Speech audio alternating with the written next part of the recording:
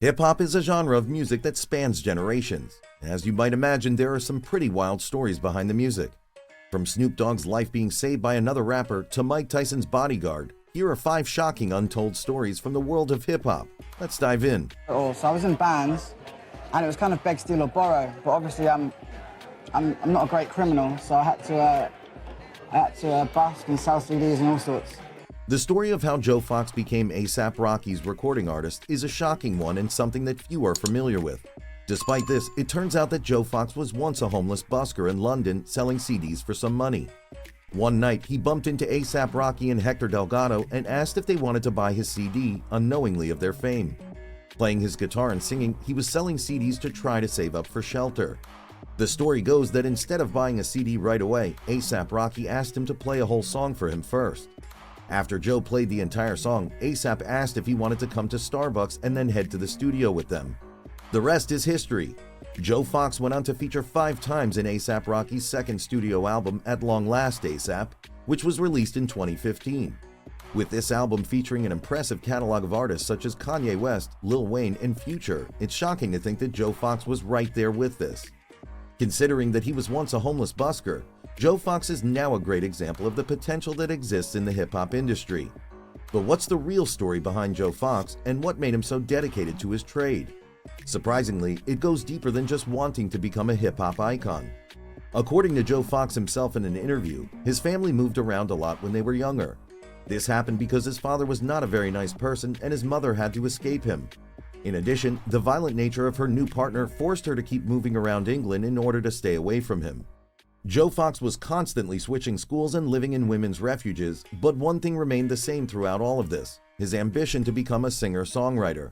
With this in mind, he would buy cheap guitars from charity shops and occasionally borrow them from friends in order to practice his music.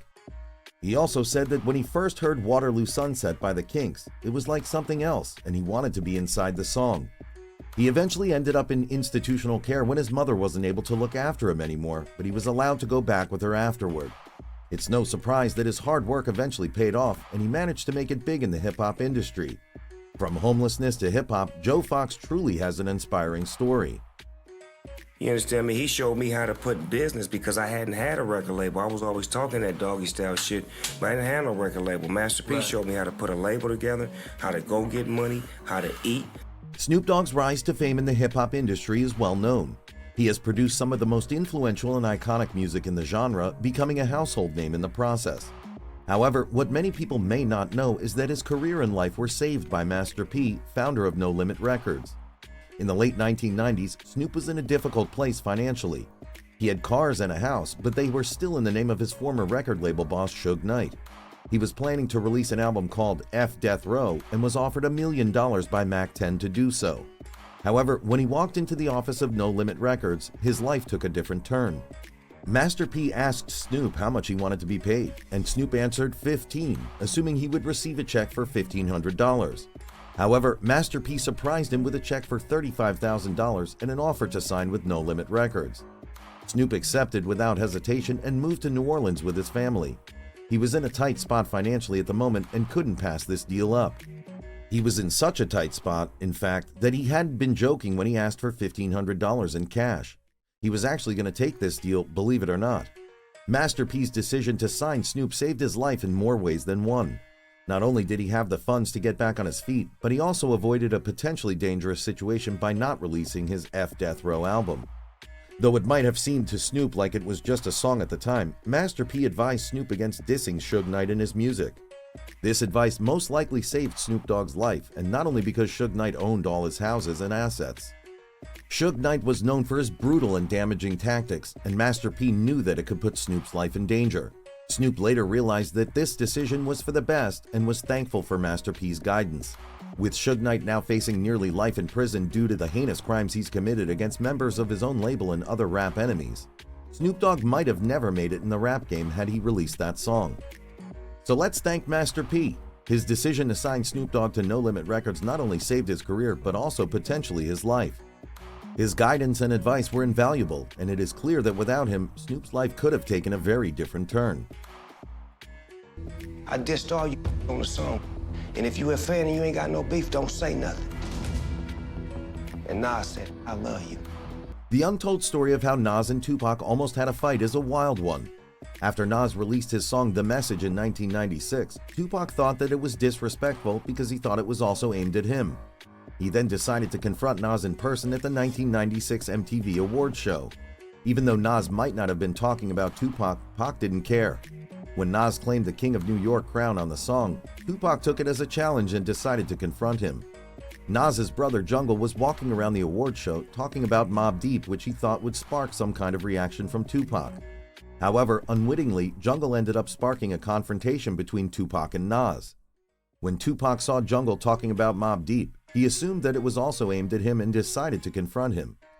And so, after the award ceremony ended, Nas and Tupac were face to face with each other.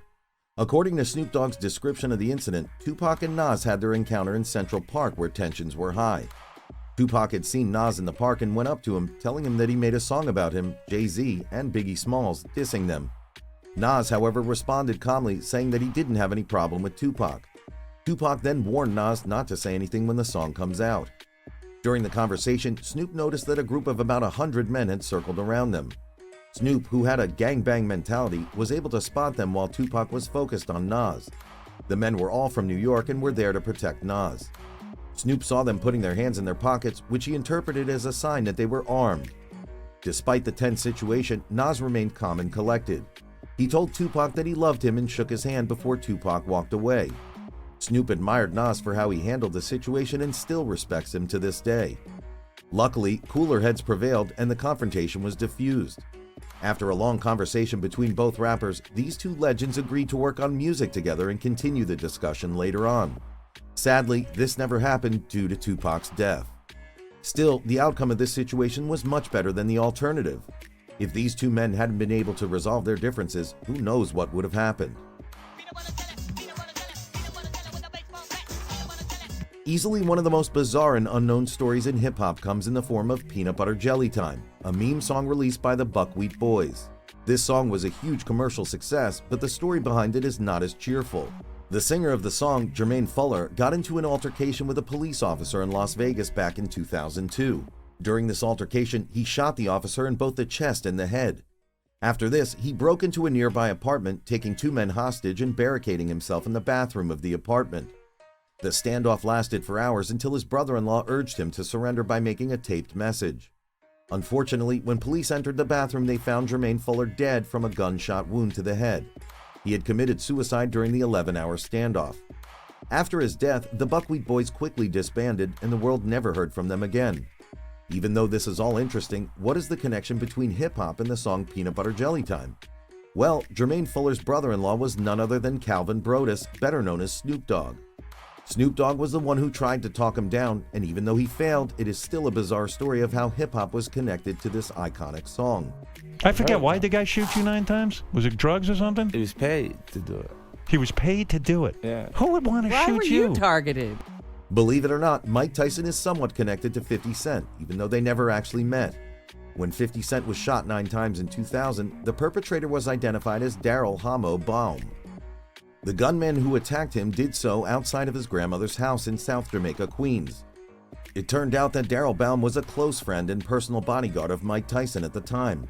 This connection between 50 Cent and Mike Tyson got even closer when Daryl Baum was killed a month later by fatal bullet wounds in the back of his head. When Mike Tyson heard about the news, he dedicated his 38-second knockout of Lou Savarese in June 2000 to Daryl Baum. Though the shooting incident occurred long before 50 Cent and Mike Tyson ever met, it's still a rather interesting story of how their lives were intertwined. Beyond that, Mike Tyson took it personally when Daryl Baum was shot and killed. Allegedly, some individuals testified that Tyson himself put out a hit of $50,000 on the accused individuals after he heard about Daryl's death. Even though this story is yet to be proven, it is still a wild one. 50 Cent later went on to recall the incident, saying, "I was hurt bad. I was afraid and uncomfortable with being afraid, and the only time I wasn't afraid is when I was actively involved in actually looking for somebody connected to it." So while Fif and Mike Tyson never actually had beef themselves, they did through the bodyguard who used to work for Mike Tyson. This fascinating story of hip-hop is one that few know about, but it definitely showcases the wild side of hip-hop culture. From Joe Fox's rise to fame to the story of how Mike Tyson and 50 Cent were connected through a bodyguard, these 5 stories from the world of hip-hop are sure to surprise even the biggest fan. Though they may not be widely known, These tales are sure to leave you thinking and curious about what else is lurking within this genre of music. It's shocking to think about the fact that Snoop Dogg's life was saved by Master P, and that Mike Tyson had a bodyguard who shot 50 Cent. These stories are a reminder of both the potential and danger in hip-hop, as well as its often unknown connections to other parts of history. But what are your thoughts? Which story do you find the most shocking? Go ahead and let us know in the comments, leave a like and subscribe if you haven't already, and we'll see you in the next video.